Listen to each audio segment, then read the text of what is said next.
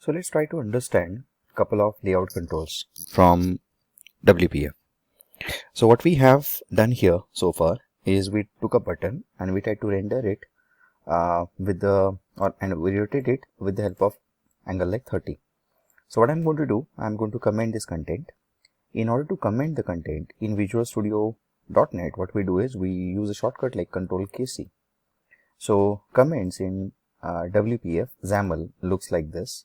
In case you need to uncomment, you can use the reverse shortcut like Ctrl+KU, which is for uncomment. So one more time, I'm going to comment it, Ctrl+KC. Now, one more time, we will run this application. And what it shows is simple button. On click of this button, it simply says hello WPF. So I've just removed the rotation logic.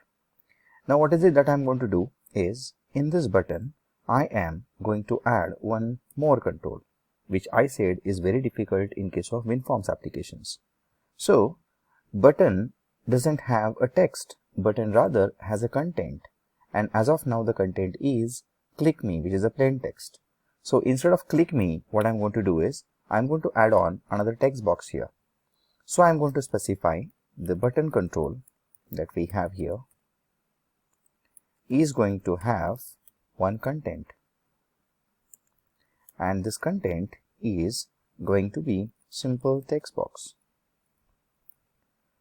This text box is going to have a name, let's say txt message.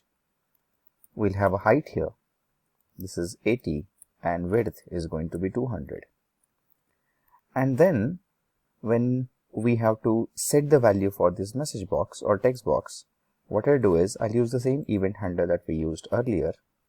I'm going to put txt message dot text.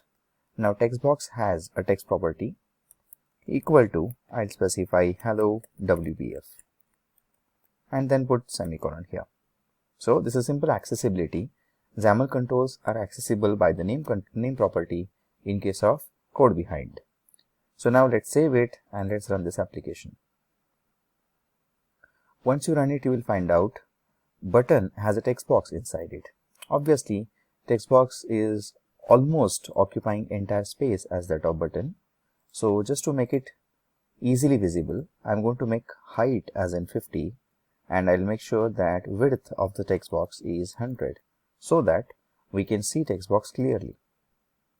So one more time, when we run it, you will notice button has a text box. It's not text box overlaying on top of button. It is button having text box inside it. So if I just try to click here, you will find out button click results into text boxes, like setting up text boxes value to hello WPF. In case we want to collect the value, you can very well collect the value with the help of textbox.text. So here, instead of we collecting the value in a hard-coded manner, let's say messagebox.show and textbox.text. So ultimately, we are going to get the text box from text box, get the text from text box and show it in a message box.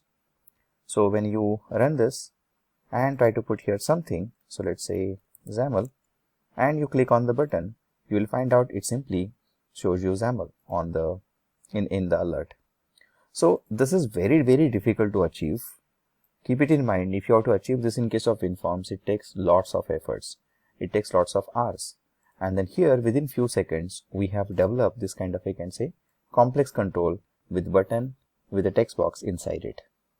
So this is one trick that we have used in case of, or one of the fun fact in case of WPF we have used.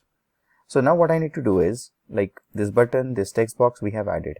Let's try to have few more text boxes and let's try to represent some more amount of data into the UI.